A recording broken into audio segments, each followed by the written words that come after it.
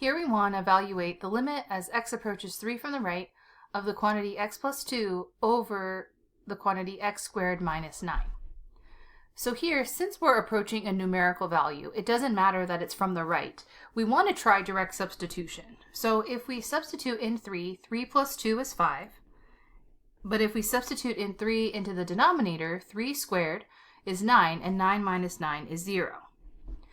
So basically, after trying direct substitution, we recognize that this function, the function f of x, is equal to x plus 2 over x squared plus 9, that function has a vertical asymptote at the x value 3. Now, if we factor the denominator, we can see it even clearer. So the denominator factors to x plus 3, x minus 3. So we can see that there are actually two vertical asymptotes. There's one vertical asymptote at positive 3 and at negative 3. So there's a vertical asymptote at x equals positive 3. I'll put and x equals negative 3, even though that's not really relevant to this problem. So what does that mean? Well, if there's a vertical asymptote at x equals 3, and we want to know what's happening on the right side of 3, there's only two possibilities. So at 3, on the graph of f of x, there's a vertical asymptote, and there's only two possibilities. My function is either going up to positive infinity, or it's going down to negative infinity. Those are the only two possibilities.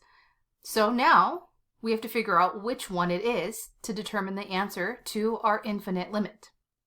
So let's substitute in a number on the right side of 3 to see what happens. So we want to be really close to 3 on the right hand side, so something a little bigger, like 3.1. So let x equal 3.1 and substitute that into the function. So f of 3.1 is equal to, well, we actually don't have to care about the specific value, just the sign. But let's plug in 3.1 and see what happens. So 3.1 plus 2, and now I'm going to plug 3.1 into the factored version. So 3.1 plus 3 times 3.1 minus 3. So again, we don't actually have to compute these values exactly. We just need to know if the overall answer on the right side of 3 will be positive or negative.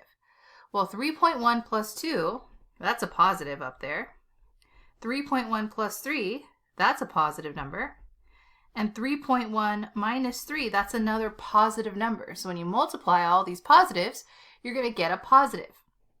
So that means that on the right side of 3, my function, f of x, is going to be heading up towards positive infinity. So that ends up being the answer to this limit. So the limit, as x approaches 3 from the right, of x plus 2 over x squared plus 9 is equal to positive infinity. So as a quick recap, an infinite limit occurs when my x value is approaching a real number, either from the left, from the right, or a two-sided limit towards a real number, and we get out either positive infinity or negative infinity, corresponding to the location of a vertical asymptote. Let's evaluate the limit as x approaches 4 from the left of the natural log of the absolute value of x minus 4. So again, let's try direct substitution since I'm approaching a number. It doesn't matter that it's from the left. Let's try. And we end up getting natural log of 4 minus 4, which is natural log of 0. And natural log of 0 is undefined. So if I think about the graph of natural log x, so just natural log x right now, the graph of natural log of x has a vertical asymptote along the y-axis. And so at 0, exactly, the natural log function is undefined. So there's nothing there. It turns out there's a vertical asymptote there. Okay, so now how do we evaluate this function? So let's think about what's happening as I plug in values that are smaller than 4, so 4 from the left would be smaller than 4, into this x value, but getting closer to 4. So if I plug in, let's say, 3.9 into this quantity x minus 4. We're going to end up with a negative quantity, so negative 0.1. So just trying to build some number sense here. So let's say we try x equals 3.9, then we're going to have absolute value of 3.9 minus 4. So that's going to be absolute value of negative 0.1, but that's positive 0.1. And we'll just try one more value. Again, we could do all this in our head. So 3.99 minus 4, so that's negative, but again, in absolute value bars. So we have negative 0.01. So that's positive because of the absolute value bars.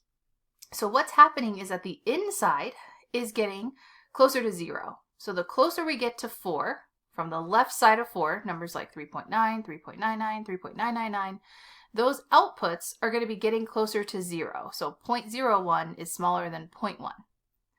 So another way we could represent this limit is we could say this is the limit as, let's pick a different variable, t approaches 0 from the right, and then of natural log of t. So we can basically switch ourselves out of the x variable. We can say, okay, the inside, x minus 4, let's call that t. What's happening to t as I approach 4 from the left? Well, as I approached 4 from the left, what was happening to the inside? It was getting closer to 0. And I say 0 from the right because these are positive numbers. All right, so now let's look at this natural log function right here that we happen to already have graphed. So as I approach 0 from the right, I'm heading down to negative infinity.